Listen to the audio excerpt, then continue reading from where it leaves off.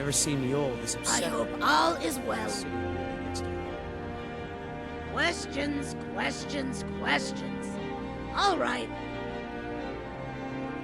Ah, now that is a story. But to give it justice, I require, at the very least, 2 meads. Honey brew, to be exact. And do beware, for this tale is long. Thank you, Biko. Say so! Oh, shiny.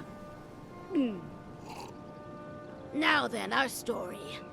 Ah, yes, I remember so clearly now.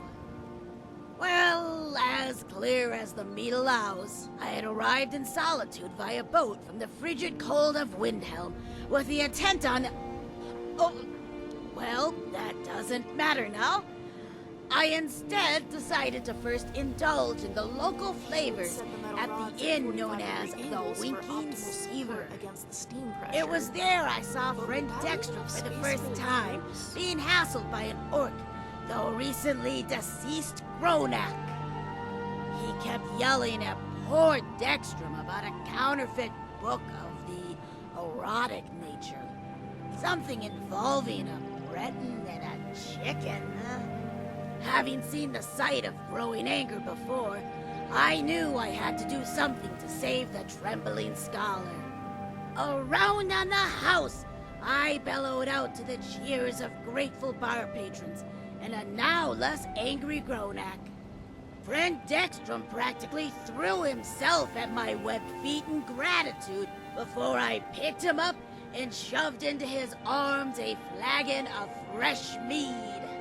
The man-elf was like a hatchling with how he handled it. Instantly, his face was as crimson as the backside of a sunburned guar. After my corruption of Dextrum was completed, a now drunk and boastful Gronak was proclaiming how he was the best meat supplier of them all.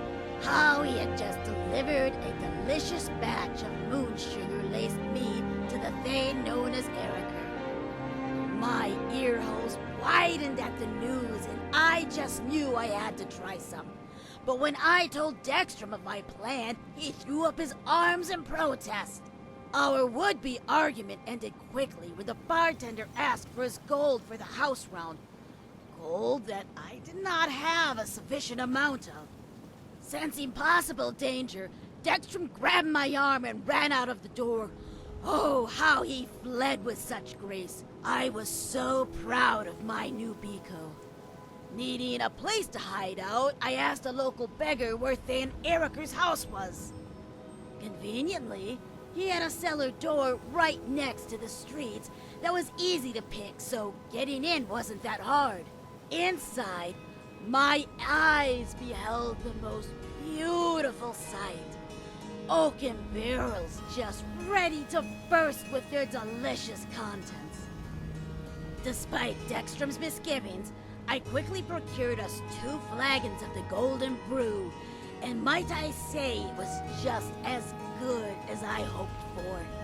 The little crystals of undissolved moon sugar danced inside my mouth like my tribe when a new brood of hatchlings is welcomed into the fold. I even saw Dextrum start to do a little jig with his arms. Sadly, it was not to last, as right behind him was the figure known as Thane Eriker. With a most high-pitched yell did he call for the guards. I would have tackled him if not for the fast I did one straight. Dextrum, for his part, quickly scampered out behind one of the windows with the look and speed of a frightened ruby hopper. Seeing my situation as dire, I quickly took out my secret weapon, the gift of restitution. Sadly, all I got was a hard smack. When I awoke, I was in the dark, cold cell you found me in.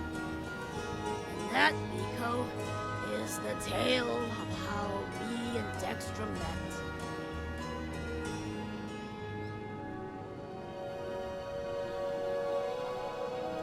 Only once or twice, and only to those who I assume would be more than fine sharing their excess amount.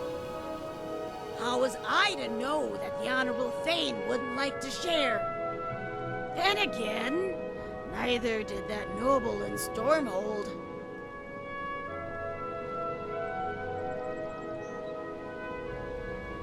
Never what? Already forgotten, Biko. Granted, I don't know what it was to begin with. Amongst the members of my tribe, we call it Zouch Brew, after the insect from where its sweet, sticky sap originates. And ever since I snuck into Hakmat's supply as a free adolescent Argonian, I've been hooked on the stuff.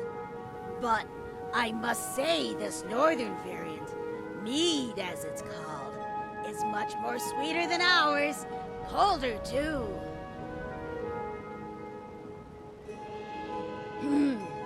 Guess I was slow with my tongue, huh?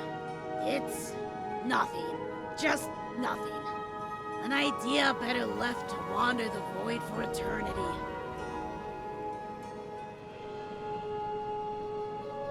You're welcome, Biko. And I do hope Dextrum has better luck from now on.